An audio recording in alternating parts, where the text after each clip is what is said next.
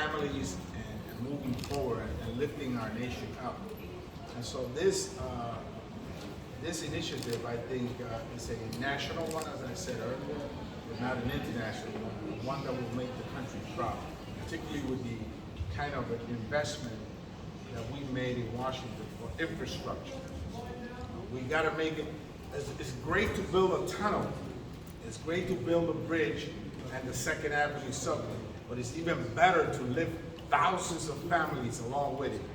And so that's what this project is about, connecting infrastructure to jobs. And so with that, I introduce you to the Secretary of Labor, Secretary Walsh. Thank you, Congressman, and I want to thank you for I'm sorry. The governor should walk for me. The governor. Yes. I'm not hung up on protocol, but thank you, Congressman. And I do remember I was a brand new governor about a year ago, and I was invited to have just a casual dinner with Congressman Espaillat, to just talk about some of their priorities. And this was top of mind. This is very much top of mind in terms of an opportunity using this outstanding educational institution to be the vehicle to transport young people to a better future. And how do we do that? We train them in infrastructure jobs. Because we knew, with support of President Biden, Majority Leader Schumer, and a Congress that gets it, that we would be able to see the money flowing here. And we had to be ready. Having all that money come to New York doesn't help if we don't have people who can build the projects. And we have such a bold ambition for bringing this state back after the pandemic. It's all about putting people to work. And that's what we're doing. This is the place we met some young people.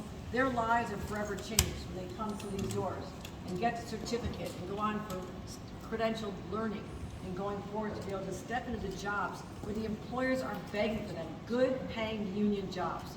And we'll lift more people out of poverty, give them that ticket to the middle class, just as happened in my family, where I was surrounded by iron workers, longshoremen, steel workers, painters, plumbers. That's the family I came out of. Builders, people who use their hands and their intellect. That's what I want to see for every young person in this community in particular. So I'm so honored to have partners in Washington as well. The Secretary of Labor, Marty Walsh, a former mayor, he gets it. He knows how important infrastructure projects are to all of us, to the lifeblood of our community. Projects like the 2nd Avenue subway that we'll talk about since 1940, and nobody got it done. They didn't have the heart, the determination that we have now, meeting pulling together. So we're going to get this done. We're going to make you proud, Mr. Secretary. We want you to talk to President Biden, tell him we're grateful for those investments that we're spending to make sure that we can lift people out of poverty, give them these great jobs. It all starts with making sure we have the trained workforce for those jobs. So with that, great Secretary of Labor, Mr. Marty Walsh. Thank you, Gov, and I want to thank you, Congressman Espaillat, for having me in your district today. Thank you, Governor, and your team, Workforce Development, for all the work we're doing together. It's an amazing honor to be here with Congressman Rangel here in this beautiful college, City College, in the Rangel Room Institution. You know, honestly, really what's happening here right now in this institution right here that we're standing in, and we're talking downstairs to the President, the Congress, and the Mayor, is creating an opportunity for a workforce that can take advantage of the Infrastructure Investment Act, can take advantage of the CHIPS Investment Act, creating opportunities and pathways into good middle-class jobs. Historically, we think about construction. When we talk about construction, we talk about, you know, we'll get kids on the construction site and working as laborers and iron workers and carpenters, and that's a great career. I grew up in that career, but we here what they're shooting for is getting young people in the room to design the building, design the tunnels, design the garages, be engineers and architects.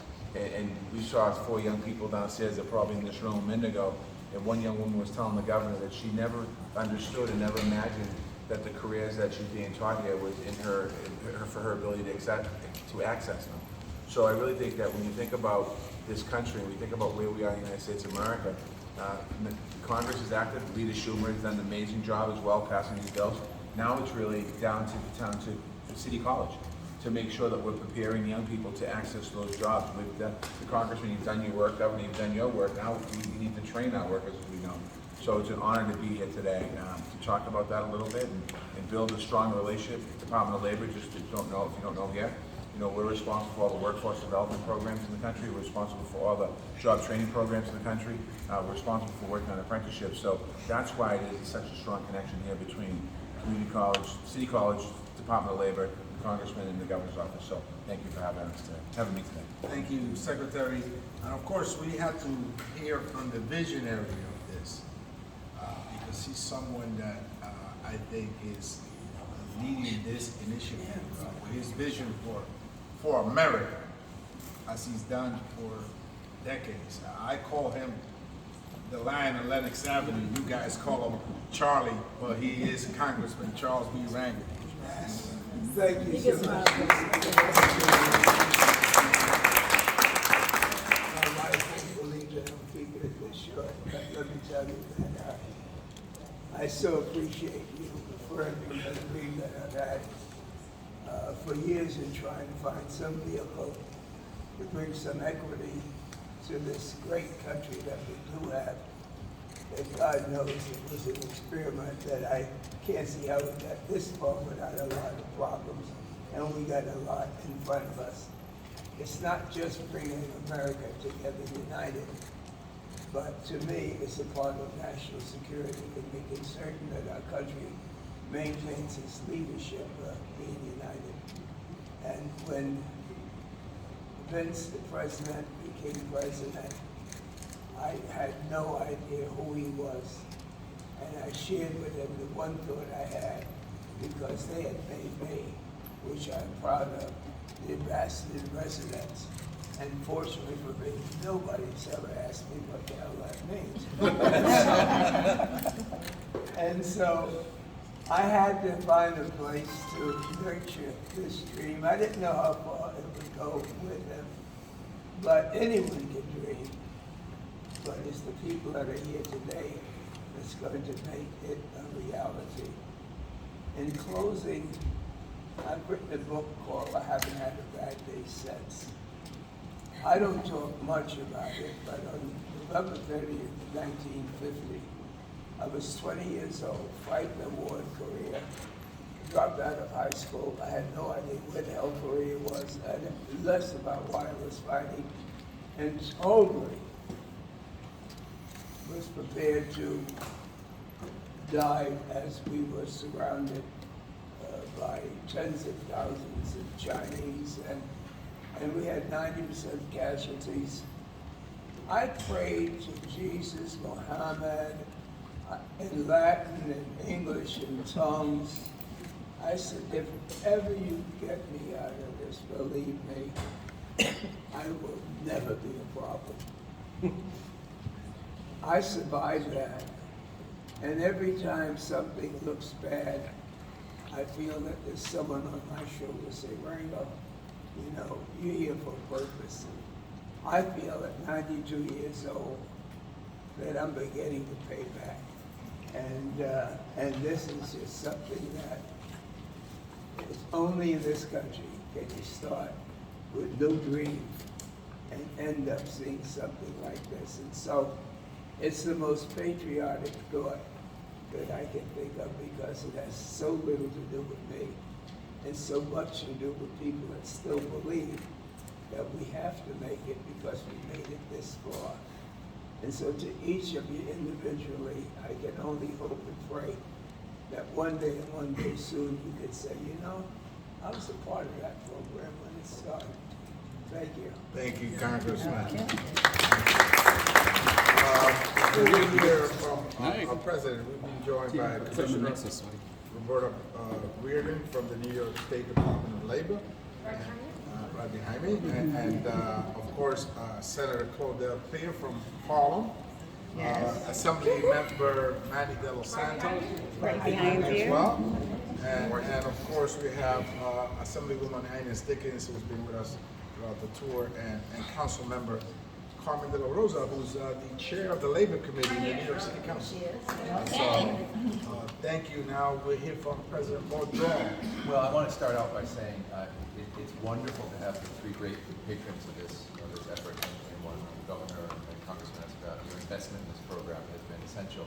And as Congressman Rangel said, the first thing he said to me when he became a statesman in residence at City College was, we've got to diversify the workforce and infrastructure, but we also know that the infrastructure we're building is not going to be the old infrastructure. It's going to be the new infrastructure. So as Secretary Walsh said downstairs, you need these young people to be educated in digital technology as well. So at the core of our training, of course we do ocean training, of course we do building safety and basic construction training, but they also learn GIS art mapping and project management and all the different tools you need to do digital designs. They will design infrastructure with drones, something we've never really done before. They will learn how to do crisis simulation as they do continuing training. The other thing that I think is really important about this initiative and marks it off as different is it's seated in a place that has an engineering school. So as we develop the new technologies for wind power, for transportation, for early warning, those technologies will immediately be made available to a workforce in this program. We are just getting started. We're building relationships with social and religious institutions in the Harlem area. But as Congressman Espaillat says many times, and we're glad he does, this is a model for infrastructure development around the country. The infrastructure has to be modern. It has to build a workforce that is diversified, and it's not currently diversified. And it also has to develop a model of educating that workforce that has the potential from taking people from blue-collar jobs to managerial positions. And that's another real big advantage of citing it in a college. I can go on and on about this program, but the main thing I want to say is that we are so grateful for your support. We are here to help with the economic development of New York State and the country. And the college has a history of doing that. Our graduates, designed the Panama Canal. The Goethals Bridge, Goethals was our faculty member. Mount Rushmore. Rushmore was our guy, right? So we have been building the infrastructure, particularly of New York, the tunnels that bring water into the city, which are all city college graduates. So we have this tradition of doing engineering that is designed to make the city and this nation a better place. And we're so happy that we've got freshmen in our sales into that. So Governor, thank you, Congressman, so grateful for your leadership. And Congressman Rangel, we're going to figure out what it means to be a statesman and resident. But I think you're more than halfway there. Well, we'll take just a couple of questions because the governor